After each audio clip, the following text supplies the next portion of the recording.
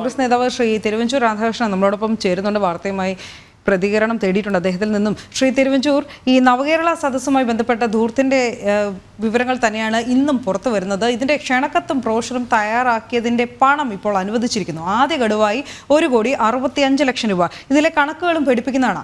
ആകെ ഈ ബ്രോഷറും ഈ ക്ഷണക്കത്തും ഒക്കെ അച്ചടിക്കാനായി ചെലവായത് 10 കോടി രൂപയെന്നാണ് ഈ CAPT പറഞ്ഞിരിക്കുന്നത്.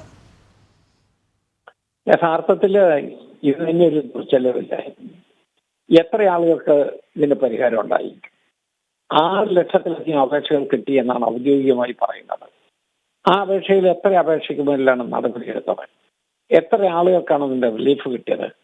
ഒരു മാമാങ്കം നടത്തി പൂർത്തിയാക്കി ജില്ല മുഴുവൻ 14 സ്ഥലത്തും അതിൻ്റെതായ കുറെ ഫ്ലെക്സ് ബോർഡ്, കുറെ ആഡംബരങ്ങൾ ഇതൊക്കെ കാണിച്ചു എന്നുള്ളതല്ലാതെ ജനങ്ങൾക്ക് ഇതുകൊണ്ട് എന്ത് പ്രയോജനം കിട്ടി എന്നുള്ളത് ഇപ്പൊ ചോദ്യമായി നിൽക്കുകയാണ്. ആ ചോദ്യത്തിന് ഉത്തരവുമില്ല.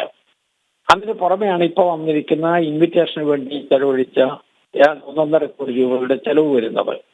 ഇതടക്കം നവകേരള സദസ്സിന് വേണ്ടി മുടക്കിയ അത്രയും പണം ദുർജലമായി മാറി എന്ന് മാത്രമല്ല, ഒരു പ്രയോജനവും നാട്ടുകാർക്ക് കിട്ടാത്ത വിധത്തിലേക്ക് മാറി എന്നുള്ള യാഥാർത്ഥ്യം നിലനിൽക്കുകയല്ലേ.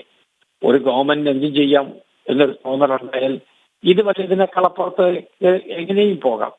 യഥാർത്ഥത്തിൽ അതിന് പ്രയോജനം നമ്മുടെ നാട്ടിലെ സാധാരണക്കാർക്ക് കിട്ടിയിരുന്നെങ്കിൽ അതൊരു സമാധാനമെങ്കിലും ആകുമായിരുന്നു. ഒന്നും ഉണ്ടായിട്ടില്ല. ഏതും ക്രെഡിറ്റിന് വേണ്ടി മാത്രം നടത്തിയ ഒരു മാമാങ്കം എന്നുള്ളതല്ലാതെ ഇതിന്റെ ആകത്തുക നോക്കുമ്പോൾ മറ്റൊന്നുമില്ല. തീർച്ചയായും ശ്രീ തിരുവഞ്ചൂർ, ഈ നവകേരള സദസ്സ് സംഘടിപ്പിക്കുന്നു എന്നറിഞ്ഞപ്പോൾ മുതൽ താങ്കൾ ഉൾപ്പെടെയുള്ള പ്രതിപക്ഷം ശക്തമായി ഇതിനെ എതിർത്തിരുന്നു. മാത്രമല്ല, ഈ കേരളത്തിന് അധിക ബാധ്യതയാകും ഈ മാമാങ്കം എന്ന് തന്നെയായിരുന്നു താങ്കൾ ഉൾപ്പെടെയുള്ളവർ ആദ്യമേ പ്രതികരിച്ചത്. ഇപ്പോൾ കാലം അത് തെളിയിച്ചുകൊണ്ടിരിക്കുകയാണെന്ന് വേണം നമ്മൾ മനസ്സിലാക്കാൻ. യാഥാർത്ഥ്യമാണ്.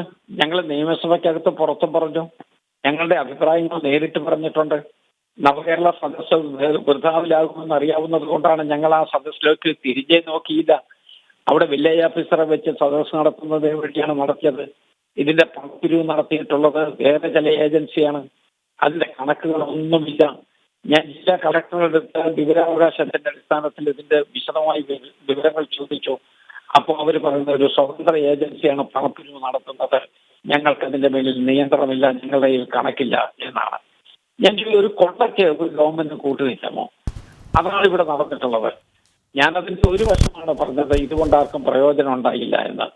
എന്നാൽ ഇതിന്റെ അക്കൗണ്ടിങ്ങിൽ യാതൊരു ഡിസിപ്ലിനും ഉണ്ടായില്ല.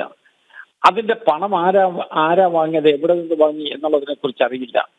ഇവർ വാങ്ങി ഇവിടെ സർക്കാരിലെ ഉത്തരവാദിത്തപ്പെട്ട ആളുകൾക്ക് കൊടുത്തിട്ടുള്ളത് മാത്രമാണോ ഈ നടത്തിയ പിരിവ്?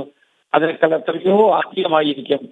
അതുകൊണ്ട് ഇതിന്റെ യഥാർത്ഥ സ്ഥിതി പുറത്തു കൊണ്ടുവരുന്നതിനെങ്കിലും ഗവൺമെന്റ് അവസാനത്തെ നിമിഷത്തിൽ ശ്രമിക്കണം എന്നാണ് എൻ്റെ അഭ്യർത്ഥന.